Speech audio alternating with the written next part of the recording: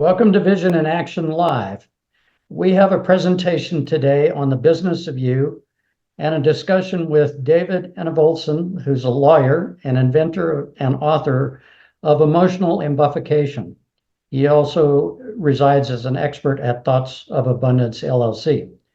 Welcome to Vision in Action Live, Mr. Enevoldsen. We're happy to have you here.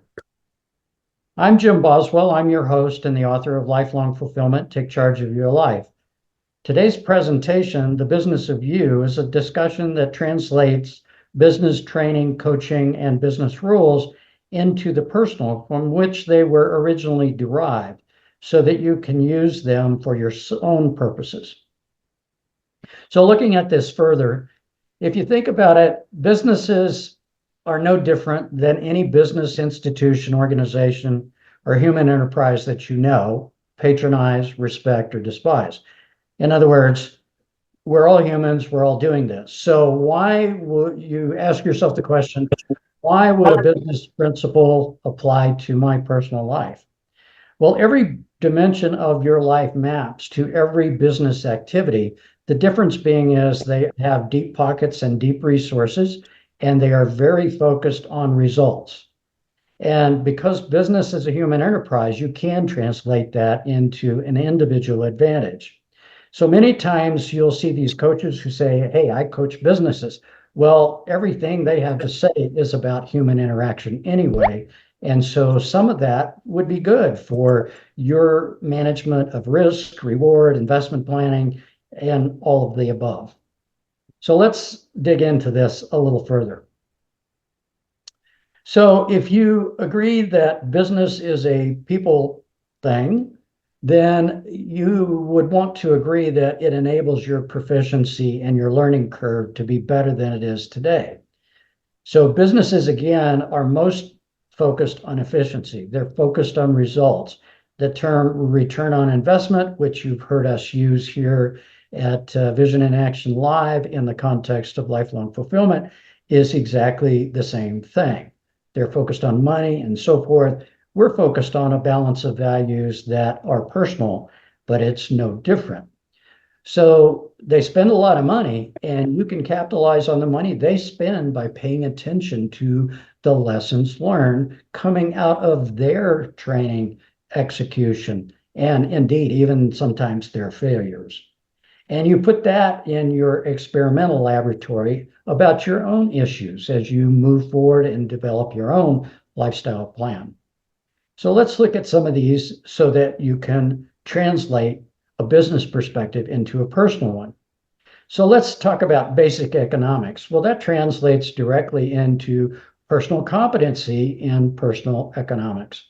And all of us need that regardless. There's not a day when we're not going to be handling a dollar, a yen, or whatever medium of exchange that's available.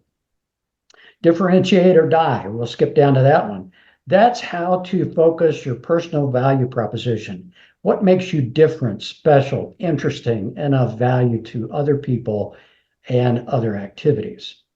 Something like naked statistics. Well, this helps you in the factual decision-making mode and personalizes it, but it uses numbers to help you make those kinds of decisions. The one I like also is many people forget that a price is not a price.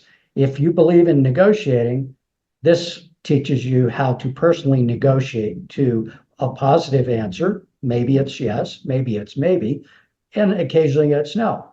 But you do it without fear or trepidation or hesitation. So the next time you buy a car, you're going to be a lot smarter in how you buy that car. Next time you buy a house, you'll be a lot smarter about that as well.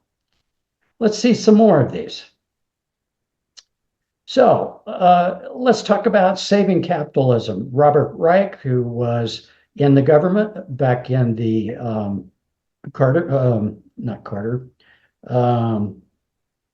in the government as a Department of Economics, he was dealing with US-based stuff. And that informs what we actually do in terms of functioning in this economy.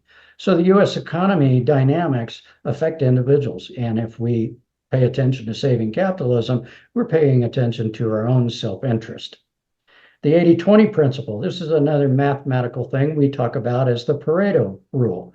And the personal focus on what really matters can get out of hand if we don't have a way to refocus it. This in particular will help you. The counselor seller is another way to show how persuasion that helps others succeed directly helps us succeed. In other words, the time that you make your customer successful is the time that you are being successful as well. And then you look at the millionaire next door.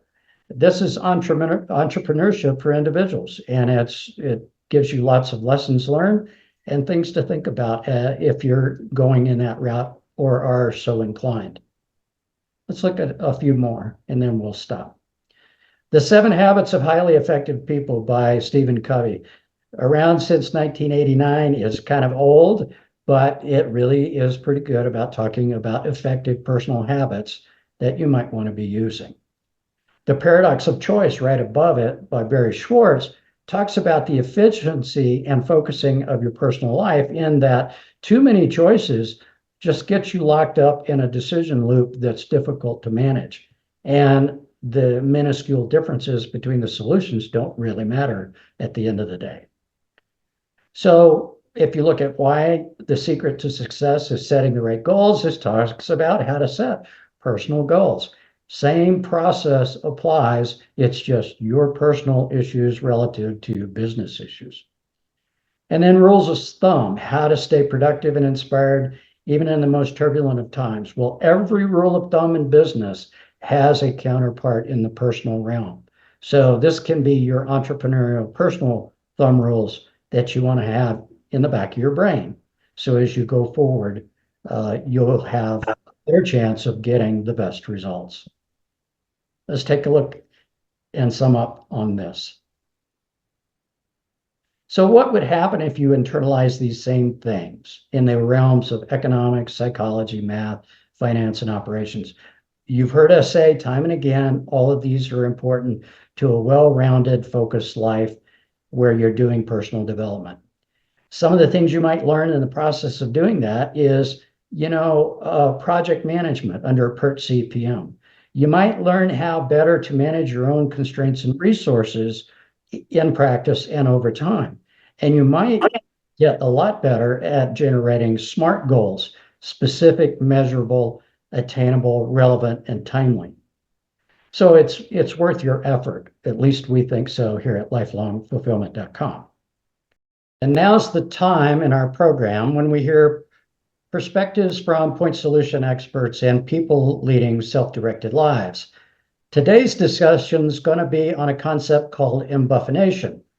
And leading up to that, I want you to help me welcome David Enevoldsen. He's a lawyer. He's the inventor of the concept and the author of Emotional Embuffination and an expert at Thoughts of Abundance, LLC.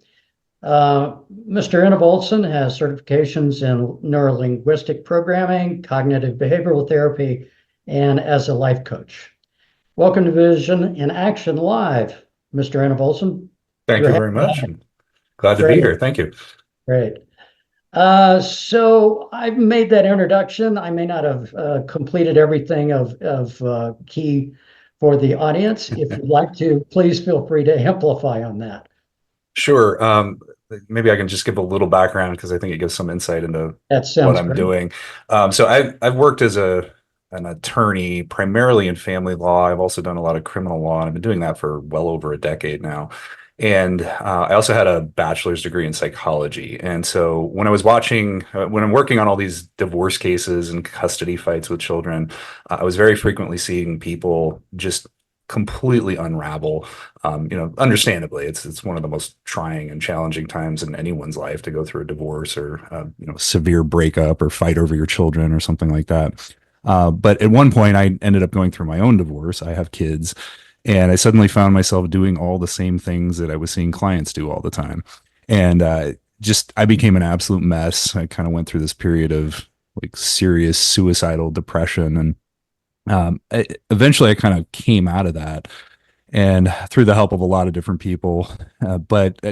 Once I was kind of clear of that, I was feeling good. Then I started looking back and I was saying, okay, what happened there? And how can I kind of direct this back to other people I'm working with, clients and others who are going through really challenging times?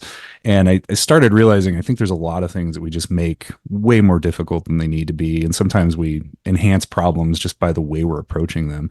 And so I started this whole project of emotional embuffination, which is the idea is you're becoming emotionally buff, or you're working to become emotionally buff enough to overcome any conflict in your life and maximize positive feelings.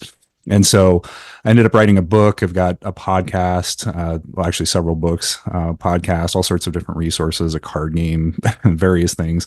And they're all directed at kind of enhancing the way that we approach problems and maximizing positive feelings all the time.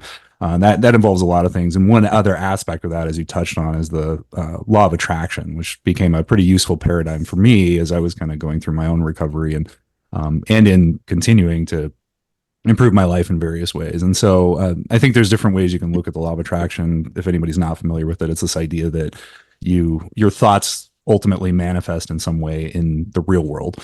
So if I'm constantly dwelling on, poverty, for example, I start to manifest poverty. Or if I'm constantly thinking about wealth, I start to manifest wealth, or sickness or health, or whatever it is. And so all of these things were really helpful to me. And the Emotional Embuffination Project is just me trying to put them together and hand them to other people so that when they're going through challenging times in their lives, they don't have to deal with worse stuff than they really need to. That's the idea. Right, right. Well, the law of attraction is more about the thinking side than the doing side, or am I wrong about that? Well, I think there's kind of a debate on that, actually. The that I think a lot of the focus for the law of attraction is on the thinking. I just sit around and think. I actually kind of argue with that concept. In fact, I just wrote a book. I haven't published it yet, but on the law of attraction, and one of the chapters in there is about action. And to me, action, I think, is sort of an integral part of the law of attraction, insofar as to me, it's like a coordination of mind body. I sort of think of human beings as a merger of kind of the cognitive and spiritual, if you will, sides plus the physical. Like, we are corporeal beings, we exist here, we have a physical nature. And so if you're going to look at it in a very spiritual way, as you can. And you can look at the law of attraction in a very practical way or a spiritual way. I think it's useful no matter which end of the spectrum of that you're on. But if you look at it in the more spiritual sense, we are sort of this merger of, in my mind, spirit and physical. And so if we are partially physical, I don't think you can necessarily ignore that, especially if we're trying to synchronize those things. So I would offer that if you're going to effectively use the law of attraction, it's almost a reflection of what's going on in your head to coordinate your actions. For example, if I walk up to you and I say, hey, here, I'm going to give you this $10 bill. You don't actually receive that unless you extend your hand out and take the $10 bill from me. And so in doing that, there's this coordination of like me thinking I'm receiving that $10 as I'm extending my hand out to receive the $10. And so I think that branches out into other realms, though. If I want to become really wealthy, then I don't sit around on my couch and just do nothing. In fact, from a law of attraction perspective, I like to say I am becoming the person to whom wealth is drawn. I become the magnet in a sense. And in order to do that, in order to become that other person, I have to take some action. I have to do things to get myself into the position that's going to make me that CEO or whatever it is that's going to draw that money in. And so I would assert that action is an important element of the law of attraction. And I think if you want to be complete, you have to have all those elements synchronized, both thinking and what you're doing. Right. And another aspect of the law of attraction that I thought was interesting is that it seems to tend to concentrate one's focus on maybe one thing out of your life that has priority over all other things. So driving you to maybe be more monomaniacal, shall we say, about one thing, as opposed to having what, the old classicists talk about as the well-rounded life. Yeah. What do you think about that one? Well, and I think that's a real danger. I'm not sure if that's necessarily an affect of the law of attraction per se, so much as the thinking. At least this would be my thought, as the underlying thinking about what you're putting your focus into. Sometimes if you do become sort of obsessive about a particular type of thought, that can branch out into other things. For example, if I'm constantly thinking about how I need to be better than everybody else, like that underlying thought can ripple into problematic other realms or cause you to ignore other realms. But I would completely agree that I think you do need to have some level of balance, in terms of how you're thinking, law of attraction or otherwise. If I'm totally fixated on being wealthy, I might become wealthy, but then ignore my happiness at home, or something to that effect. So I do think it's important to have some level of balance, especially when we're talking about emotional states and regulating all of that and managing conflict. I mean, what's going on at home is an important element of that. So I do think that you need to be balanced and pay attention to the different realms in your life and make sure that they are all operating effectively. Right. Okay. Well, let's talk a little bit more about your invention, emotional embuffination, and how that relates to responsibility and so forth. Maybe you could walk us through some of that. Sure. So in the chapter, you mentioned absolute responsibility. Excuse me. In the book, I said in the chapter. In the book, I have a chapter entitled "Absolute Responsibility," and the idea that I have there is it's kind of a product of something I was seeing all the time in family law and still see everywhere in criminal, family, and even outside of the law. Typically what happens is when something goes wrong, something we don't like, most people kind of immediately jump into trying to figure out who's to blame for that thing. So I don't like this situation. I say, well, this is your fault. You did this to me. And then I start to react from that place. And I start to either attack you or try to run to somebody else and say, he did this to me. And most of the time that doesn't really change anything. If anything, or if it does change it, it makes it worse. And so this idea of absolute responsibility is that when I am confronting a situation I don't like, if things are going haywire for me in whatever way, no matter how justifiably I can point the finger at somebody else, I don't. And I say, I take ownership of this situation. And the whole idea is I'm trying to reorient the way that I'm thinking about it, because if I just point the finger, I start blaming everybody else and I don't change anything in me. On the other hand, if I say this is on me, even if it was clearly a malicious act that I'm suffering from, I start to say, all right, was I not seeing this thing coming effectively, and so maybe I need to change my approach to that. Was I not maintaining effective boundaries with this other person? What did I do that I could have done differently that's going to alter the outcome if I run into this situation or a situation like this in the future? And the theory is that by doing this, I'm now starting to change what I'm doing. And if I can change what I'm doing, even if it is legitimately somebody else's fault, then I reduce the possibility that this is going to happen in the future, and I increase the possibility that I'm going to deal with this more effectively in the future if it happens again. And another part of this problem is that most people, no matter what is going on, I have seen people contort the weirdest situations that are so obviously on them into it's somebody else's fault. So the whole idea here is we're just trying to reorient our thinking so that we're not just automatically pointing the finger, fireballing things out of control and otherwise not fixing the problem, and instead say, okay, it doesn't matter what happened, it's on me.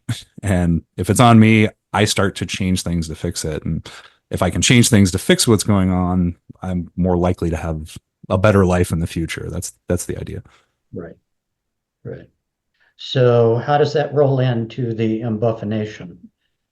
Well, emotional embuffination is about a couple of things. One is conflict resolution. And so that plays directly into the conflict resolution. If I'm fighting with somebody and in whatever manner, either physically or just by argument or whatever, if I start to blame them, which is what most people tend to do. I mean, you see this constantly in like the family law universe, but I see this in criminal too.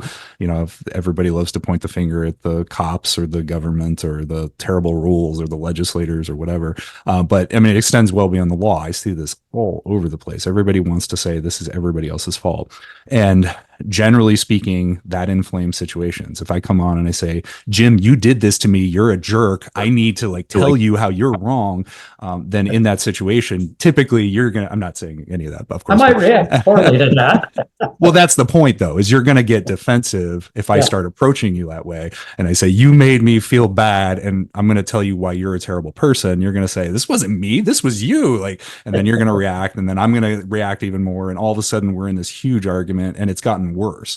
And so to the extent that we're talking conflict resolution, this is very much about how do I solve the problem that's right in front of me without inflaming things. So that's one part of it. And the other element there is the emotional management part. And one of the concepts that I have another chapter on this particular concept, but one of the ideas is we want to set ourselves up for success in every realm as much as possible. And so in order to do that, we are limited beings. We have finite willpower. There's some really interesting studies on this exact thing where they kind of show that you can only maintain your focus for so long on something. So a lot of times people just want to willpower their way through stuff, but we only have so much of that. And so I think you really have to be able to pick your battles. And if you are living a life where you're just constantly on this roller coaster of everything is a struggle all the time, when some really big struggle comes along, you have way less left in your reservoir of energy, so to speak, to deal with that problem. And so if we can kind of get in the habit of setting ourselves up in a way that the day-to-day moments are not just constant struggles because we're not managing all these little things well, then we have a lot more willpower left over for the problems when they do arise. And then we can handle those more effectively. And that in turn spills over into, I'm going to feel better most of the time. And when I do run into these problems, I'm going to handle them and feel better with those as well. So that's kind of the underlying idea, is just we're trying to set it up in all realms, no matter what's going on around us, such that I feel better all the time. And when the problems do come along, I'm effectively resolving them. Mm-hmm. Well, I don't know if you're acquainted with Dr. Kahneman, who works in behavioral psychology, but he wrote a book called Thinking Fast and Slow. Oh, yes, yes. And so he was making a distinction between the system one brain, which is our instinctual and emotional brain set, and the system two brain, which is a little hard to get motivated, but it's your logical brain, the one that can do analysis, the one that can, what we might want to term rational. And it seems like a lot of our default is we are at heart emotional beings. Our system one brain is immediate, instinctual, and it's designed to protect us without doubt. And a lot of this sounds like it reverts back to how do we manage that transition? We'd like to be in system two, where logical, rational, we think about what we're doing, but a lot of times we get forced back in to the emotional. Right. And it sounds like you're addressing that pretty much head on. Yeah, no, and I agree. Their emotions are fascinating things. And I think we tend to feel them regardless of what's going on, regardless of how you're thinking about it. I've had some really interesting times in my life where I feel like I'm in crisis and I'm watching my emotional states and can't seem to manipulate them in a direct sense. And, I have another chapter in the book. I keep referencing chapters in my book, but there is another chapter in my book, which is chapter 5, where I kind of talk about the function of emotion. And there's some really fascinating studies that have been done in various ways. One of the most influential to me, there's a book by Dr. Antonio Damasio, excuse me. I was thinking of the wrong book there for a second. So Antonio Damasio wrote this book called Descartes' Error, and he's a neuroscientist, and he did a lot of work with people who've had kind of damage in their brain that would impact emotion. And so a lot of his patients would come in and were just experiencing no emotion whatsoever. And almost invariably, what you start to see is that people cannot function when they don't have emotion. And it seems to me that a big part of that is what's happening. And I go into this in the chapter 5 of my book. But it seems to me that what's happening is emotion helps us to prioritize things. And in prioritizing things, we say, okay, this thing is important or this thing is not important. And so I can throw more attention at this or not throw attention at this. And it's sort of this integrated thing that happens all throughout our bodies. And so we can kind of look at these emotions because we have these kind of, I mean, going into the thinking fast and slow stuff, we have kind of different ways of analyzing what's going on, but it's really hard to override the existing emotions, and they're designed to protect us in various ways, as you indicated. There's a fascinating example in Descartes' Error, that book, where he talks about this patient that he had come in who had damage to his brain such that he wasn't experiencing emotion anymore. And they, at the end of this session, they bring him out and they say, okay, let's schedule your next session. And they say, you can pick this day or this day. There's like two options. And then he proceeds for, I think it was like half an hour. He's sitting there going back and forth saying, well, if I go on this day, there's this advantage and this advantage and this disadvantage and this disadvantage. If I come over on this day, and so he literally is just going back and forth for 30 minutes. Mm-hmm. About all these, this unending calculus of which day he's going to pick for this next appointment. And finally, the staff get irritated and they're like, "Just pick this day." And he's like, "Okay." But the point of that, I think, is that, and this is what often happens when we don't have emotion, is that people get into this unending calculus of decisions and they can't choose anything. Emotion helps us to say, this is important. That family member over there is about to get murdered. Right. I'm going to have an emotional reaction that says, that's an important thing. I need to take serious action and drop everything else right now. That's kind of an extreme example, but we have all these kind of gradations down from that. And because that's so integrally intertwined in our system, you can't really override it. And in fact, emotions will frequently override what we're doing. But I think we need to acknowledge them and their importance, and not a lot of times other people talk about this contrast between, we need to just think rationally all the time and use that reason to overcome emotion, that kind of thing. I would actually assert that we sort of accept the emotion, acknowledge the importance of the emotion. And interestingly, when you're in moments of crisis, this is what I've discovered, by acknowledging and being okay with the fact that I'm feeling something, and actually lessens the intensity of the emotion that it's having over me. Because otherwise I start to say, well, I'm upset right now and I shouldn't be upset. And then I get upset about the fact that I shouldn't be upset. So now I become kind of doubly upset. Right. We can think about, there's these different ways we can approach things. And I think the habits that we're developing and the way that we're analyzing things when stuff is calm are going to influence how we react in those moments of crisis. So we do need to think about the different realms of it. I do think we need to acknowledge and accept the importance of the emotion, because we wouldn't function with it if we didn't have emotion. And so just accept how it is, do what you can in moments of non-crisis to set yourself up so that in moments of crisis, you're going to manage them effectively. Another example I have I keep referencing the book. Another example I have in the book is one of working out. So I have analogous to this kind of emotional management idea, is this idea that you're constantly working out your emotions. You're working on it. You don't go to the gym once and say, all right, I did curls for 30 minutes, so now I never have to work out again. People go on a regular basis, right? And they keep making themselves more and more fit. And so I always assert that emotional regulation is kind of the same thing. You don't just do it once. You don't just read a single book and say, all right, I'm done, and I never have to work on that again. You continually work on it. And so with that in mind, if a moment of crisis comes up, I am wherever I am. If I get into a physical fight with somebody, for example, my physical body is wherever it is. I don't have time to step back and say, I'm going to do 1,000,000 crunches and push-ups and then make my muscles big so that I can engage in this fight. Your body is whatever it is in that moment. And in the same sense, your emotions are whatever they are in the moment of crisis, and your emotional regulation and that sort of thing. And so the important thing to me becomes to do all that back end work when things are fine, so that when the crisis comes up, you're spending all that time in the gym so that when you get into the fight, not that I want you to go fight, but just as an example, if you're in that situation of physical crisis, you're already strong enough to handle it. And similarly, if you're in these moments of emotional crisis, you're strong enough to handle it because you did that work beforehand. So I was a little long-winded, but that's kind of my thoughts on the practice. Yes, 100%. Okay. Well, we're getting toward the end of our time, and I wanted to ask if you had any parting comments for our audience, something that you want to share with them. I think one of the big things I would offer is kind of just what we were just now talking about is that, there is so much that goes into managing emotions and conflict. And to me, it's this complex web of stuff that you're just constantly working on.